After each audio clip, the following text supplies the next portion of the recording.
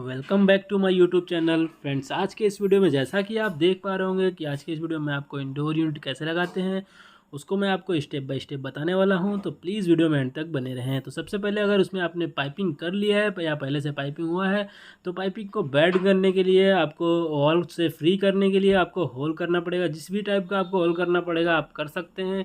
जैसे कि आप देख पा रहे हो इस टाइप का कुछ होल करना पड़ रहा है हमारे दीवार में, क्योंकि पाइपिंग जो है दीवार में हुआ है।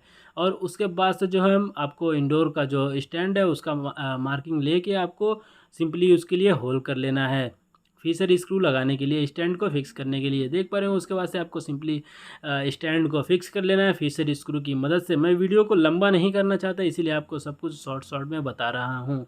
तो कुछ इस तरीके से आपको जो है उसमें फीसर स्क्रू है उसको टाइट कर लेना, जो स्क्रू है उसको टाइट कर लेना। आप ड्रिल की मदद से भी टाइट कर सकते हैं और स्क्रू ड्राइवर की मदद से भी स्क्रू को टाइट कर सकते हैं। जैसा कि देख पा रहे होंगे इस वीडियो में आपको ड्रिल की मदद से मैं जो है ये टाइट कर रहा है जो हमारा टेक्नीशियन है, और ड्रिल की मदद से स्क्रू को टाइट कर रहा है। तो कुछ इस तरीके से आपको स्टैंड फिक्स कर लेना है। याद रखें स्लोप वगैरह आपको पहले चेक कर लेना, उसके बाद ही स्टैंड लगानी है, क्योंकि टेक्नीशियन एक्सपर्ट है तो इसीलिए जो है इस तरीके से कर रहा है। देख पा रहे होंगे कुछ सामने आपको इस तरीके का टूल दिखाई दे रहा होगा जो कि आपको आपके साथ होना चाहिए जब भी आप इंस्टॉलेशन कर रहे हों। आपके उसके बाद से आपको पाइप को बेंड कर लेना है। अगर अगर आप एक्सपर्ट हैं तो आप हाथ से भी पाइप को बेंड कर सकते हैं। अगर 5/8 या 1/4 या 3/8 या हाफ का पाइप है, तो अगर ज़्यादा का पाइप है, अगर आप पाइप को बेंड नहीं कर सकते हाथ से तो आप पाइप बेंडर या मैकेनिकल बेंडर का यूज कर लें। उसके बाद से सिंपली आपको इंडोर के पाइप के हिसाब से जो आपका जो यहाँ पे जो पाइपिंग हुआ है वो पाइप का साइज़ कट कर लेना है। उसके बाद से आपको फ्लेयरिंग कर लेनी है। याद रहे आपका जो भी सक्शन और लिक्विड लाइन का जो पाइप है सेम पाइप माप लेना है और उसके बाद से पाइप को कट करके उसकी फ्लेयरिंग कर लेनी है। फ्लेयरिंग करने के लिए आपको फ्लेयरिंग टूल्स की ज़रूरत पड़ेगी। तो आपके पास अगर इस टाइप का फ्लेयरिंग टूल्स है तो आपको स्वेजिंग वेजिंग की ज़रूरत नहीं पड़ेगी, डायरेक्ट आप फ्लेयरिंग कर सकते हैं।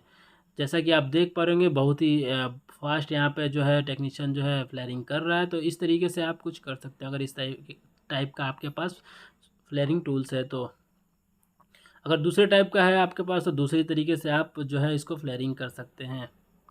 आप अपना तरीका यूज़ कर सकते हैं, आप अपना टूल्स यूज़ कर सकते हैं जो भी आपके पास है। तो कुछ इस तरीके से आपको फ्लेयरिंग कर लेनी है। दोनों फ्लेयरिंग होने के बाद देख पा रहे होंगे कुछ इस तरीके से आपको कर लेना है। तो मैं आपको फ्लेयरिंग दिखाने की कोशिश करूँगा। यहाँ पे आप देख पा रहे हो कुछ इस तरीके की आपको फ्लेयरिंग दिखाई दे रही है। शायद वीडियो में क्लियर ना दिखाई पड़े लेकिन मैं कोशिश करूँगा आपको दिखाने की। उसके बाद से सिंपली आपको इंडोर को हैंग कर लेना है। जैसा देख पा रहे होंगे हमारा टेक्नीशियन और जो भी टेक्नीशियन यहाँ पे हैं वहाँ काम कर रहे हैं, वो उनकी मदद से जो है यहाँ पे इंडोर को हैंग कर लेते हैं। इंडोर को हैंग करने के बाद जो है आगे का प्रोसीजर हम शुरू कर देंगे। तो कुछ इस तरीके से आपको इंडोर को हैंग कर लेना है। इंडोर को हैंग करने के बाद जो हम सबसे पहले ड्रेनेज फिक्स कर लेंगे। ड्रेन लाइन फिक्स करना बहुत ज़रूरी होता है। तो अगर अभी मूव करना हो तो हम मूव कर सकते हैं, इसीलिए सबसे पहले हम ड्रेन को फिक्स कर लेते हैं। इसका जो आउट आउट का जो ड्रेन है वो वॉल के अंदर है तो इसीलिए आपको अच्छे से दिखाई नहीं देगा इस वीडियो में। तो सबसे पहले हम ड्रेन को फिक्स कर लें। देख पा रहे होंगे कुछ इस तरीके से आपको ड्रेन को फिक्स कर लेना है। सबसे पहले अगर ड्रेन को फिक्स कर लेंगे तो ईजी टू मूव होगा, ईजी आसानी से मूव कर सकते हैं। उसके बाद से जो हम फ्लेयर नट जो है फ्लेयर जो नट है यहाँ पे देख पा रहे हैं, फ्लेयर नट की मदद से जो इंडोर का जो पाइप आया हुआ है उसको हम जॉइंट कर लेंगे। देख पा रहे होंगे कुछ इस तरीके से हम जॉइंट कर लेंगे। तो सबसे पहले आपको हाथ से जो है कम्प्लीटली टाइट कर लेना है ताकि आपको डाउट ना रहे। अगर हाथ हाथ से टाइट नहीं हो रहा है तो इसका मतलब आपका जो फ्लेयर नट है आप अच्छे से थ्रेड पे चढ़ नहीं रहा है, जा नहीं रहा है, लग नहीं रहा है।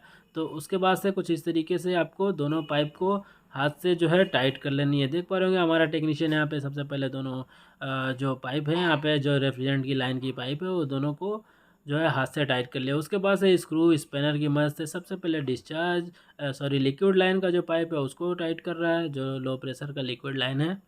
उसके बाद से सक्शन को, आपका अपना अपना तरीका हो सकता है, आप चाहें तो पहले सक्शन और बाद में लिक्विड लाइन को टाइट कर सकते हैं। सबका अपना अपना तरीका होता है, लेकिन इस वीडियो में आपको दिखाना चाह रहा हूँ कि किस तरीके से पाइपिंग होती है और किस तरीके से इंडोर को जो है फिक्स किया जाता है अगर पहले से पाइपिंग हुआ है तो। तो देख पा रहे हैं कुछ इस तरीके से आपको इंडोर को फिक्स कर लेना है। उसके बाद से जो हम पाइप पे इंसुलेशन लगा लेंगे, इंसुलेशन लगा के उसको अच्छे से टेपिंग कर लेंगे। टेपिंग करना काफ़ी ज़रूरी पार्ट है इंस्टॉलेशन का, क्योंकि अगर टेपिंग अच्छे से नहीं करेंगे तो स्वेटिंग होने लगेगा आपके पाइप में से और वाटर लीकेज के चांसेस होने लगेंगे। तो कुछ इस तरीके से आपको कम्प्लीटली जो है रैपिंग कर लेनी है। देख पा रहे होंगे हमारा टेक्नीशियन रैपिंग कर रहा है, तो कुछ इस तरीके से आपको रैपिंग कर लेनी है, टेपिंग कर लेनी है। टेपिंग करने के बाद जो है हमारा टेक्नीशियन जो है पाइप को थोड़ा ऊपर करके सेटिंग कर दिया है। कुछ इस तरीके से आप भी कुछ इस तरीके से कर सकते हैं, जैसा कि देख पा रहे हैं। उसके बाद से सिंपली आपको वायरिंग कर लेनी है। वायरिंग आपको कम्युनिकेशन की वायरिंग कर लेनी है। उसके बाद से जो है मेन पावर सप्लाई का वायरिंग कर लेना है। कम्युनिकेशन की वायरिंग आपको यहाँ पे लगेगी, जैसा कि आप देख पा रहे होंगे इस बॉक्स में आपको जो जो नंबर यहाँ पे इंडोर में दिया हुआ है सेम नंबर आपको आउटडोर में भी देखने को मिल जाएगा। तो सेम जो नंबर की जो कलर कोड की वायरिंग यहाँ पे कर रहे हैं वैसा ही सेम आपको आउटडोर में कर लेना है। कम्युनिकेशन में ज़्यादा आपको तकलीफ़ नहीं है, आपको ज़्यादा सोचने की ज़रूरत नहीं है कौन सा वायर कहाँ लगाना है। जो कलर का वायर जिस नंबर में लगा रहे हैं, जो भी जहाँ पे जो भी लिखा हुआ है वहाँ पे लगा रहे हैं, सेम टू सेम आउटडोर में वैसा ही कर लेना है।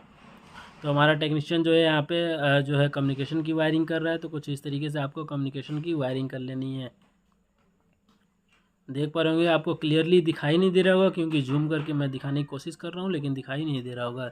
उसके बाद से आपको मेन पावर सप्लाई का कनेक्शन कर लेना है। उसके बाद से इंडोर को फिक्स कर देना है दीवार के साथ। देख पा रहे हो कुछ इस तरीके से हमारा जो टेक्नीशियन ने इंडोर को दीवार के साथ फिक्स कर लिया है सारा कनेक्शन करने के बाद, जैसा कि आपने स्टेप बाय स्टेप देखा है। अब मैं आपको बस आउटडोर दिखा देता हूँ कैसे हमारे टेक्नीशियन ने आउटडोर को फिक्स किया है। तो आप इस तरीके से कुछ इंडोर का जो इंस्टॉलेशन है कर सकते हैं। उम्मीद है आपको वीडियो अच्छी लगी हो। Thank you.